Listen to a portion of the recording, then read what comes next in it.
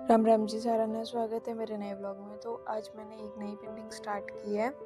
इस बार मैंने MDF board पे पेंटिंग स्टार्ट की है। कुछ नया एक्सपीरियंस भी होगा और एक्सपेरिमेंट भी होगा मेरा कि एमडीएफ बोर्ड पे कैसे पेंटिंग्स होती है।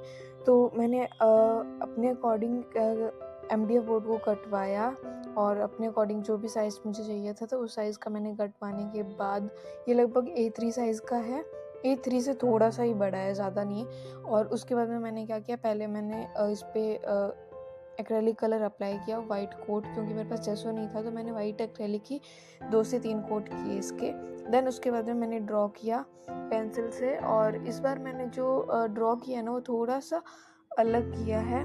और मतलब सोचा कि कुछ अलग थोड़ा सा मैं शेप्स वगैरह यूज़ करूँ या फिर कुछ अलग एलिमेंट या फिर लेआउट जो भी बना है वो थोड़ा सा अलग बने। देन उसके बाद में फिर मैंने बनाने के बाद इस पे कलर अप्लाई किया। तो कलर मुझे कम से कम 2 या 3 लेयर में करना पड़ा, क्योंकि ये ना ट्रांसपेरेंट और थोड़े पैचेस रह जाते हैं इसमें। एक कोट में तो कंप्लीट नहीं होता। कैनवस पे कई बार होता है कि अपन एक कोट में या 2 कोट में कंप्लीट हो जाता है, इसमें कम से कम 2 या 3 तो कोट होंगे ही। तो लेयर के अकॉर्डिंग फिर जैसे पैचेस थे तो मैंने सूखने के बाद फिर एक लेयर किया, फिर सूखने के बाद एक लेयर किया। तो ऐसे करके मैंने 3-3 लेयर को कंप्लीट किया। कुछ कलर्स थे तो जैसे कि मतलब ये रेड और था तो ये मतलब 2 लेयर में ही कंप्लीट हो गया था। और अब मैं जैसे पिंक कर रही हूँ तो इसमें मैंने मतलब कि पिंक को जैसे वाइट और डार्क पिंक को थोड़ा सा हल्का सा लाइट कलर करने के बाद मैंने इस पे अप्लाई किया, ताकि इसमें फिर 2 कोट नहीं होंगे, सिर्फ एक ही कोट होगा। अगर 2 जैसे कि 2 कलर अपन मिक्स करके बनाते हैं तो उसका मतलब कंसिस्टेंसी थोड़ा सा थिक हो जाता है, तो फिर उसमें डबल लेयर अपने को अप्लाई करने की ज़रूरत नहीं है। तो फिर मैंने जैसे भी इसको मतलब किया, पहले सर्कल में रेड कलर किया, देन उसके बाद में मैंने येलो अप्लाई किया, आउटलाइन उसकी थोड़ी सी, देन उसके बाद में मैंने ऑरेंज कलर अप्लाई किया और उसके साइड से मैंने एक लोटस को रिप्रेजेंट करने की कोशिश की है। देन एक ये फीमेल भी रिप्रेजेंट हो रही है एक ह्यूमन बॉडी की तरीके से।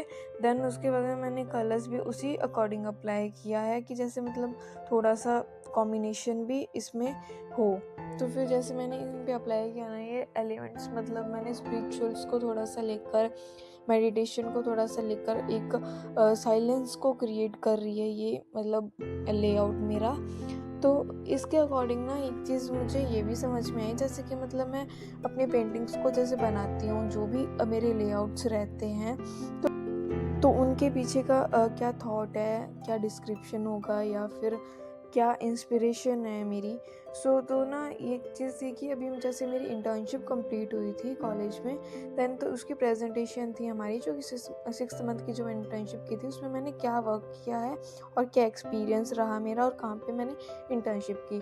तो जैसे कि मैंने सारा कुछ अपना बता दिया, मैंने ऐसे ऐसे मतलब पेंटिंग्स कंप्लीट की है, ये टेक्निक सीखी है, ये कुछ मैंने नए प्रोसेस को देखा कि पेंटिंग्स में कैसे क्या होता है, लेयर अकॉर्डिंग कलर्स को और कलर्स थीम्स वगैरह, कैनवस पेपर का मैंने थोड़ा बहुत समझा, जो भी मेरा मतलब नया रहा एक्सपीरियंस वो मैंने बताया।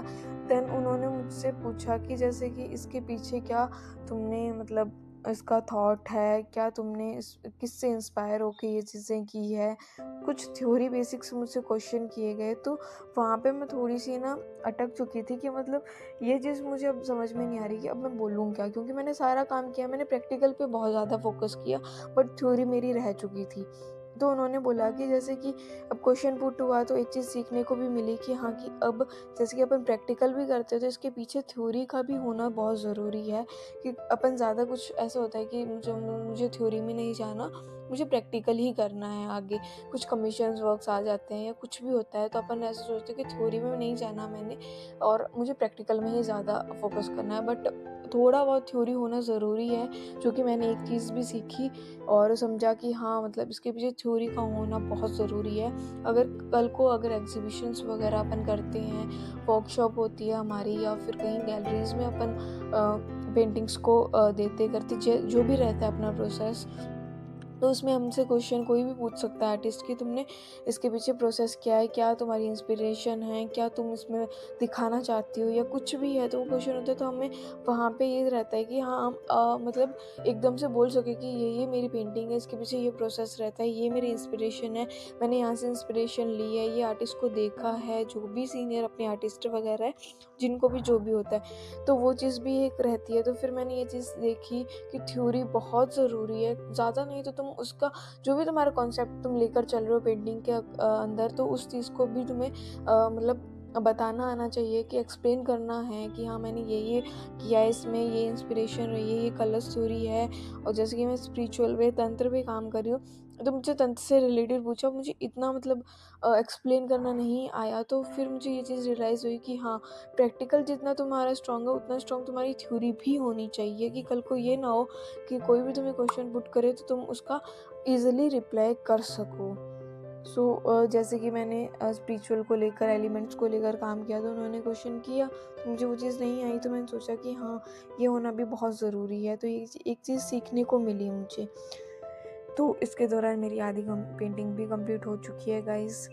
अलग अलग कलर्स को मैंने अप्लाई किया। तो आपको कैसा, कुछ कलर कॉम्बिनेशन को देखकर भी मैंने इसको पेंटिंग को कंप्लीट किया है। तो आपको अगर पसंद आए तो लाइक शेयर कमेंट ज़रूर करना। मिलते हैं नेक्स्ट व्लॉग में एक नई पेंटिंग के साथ।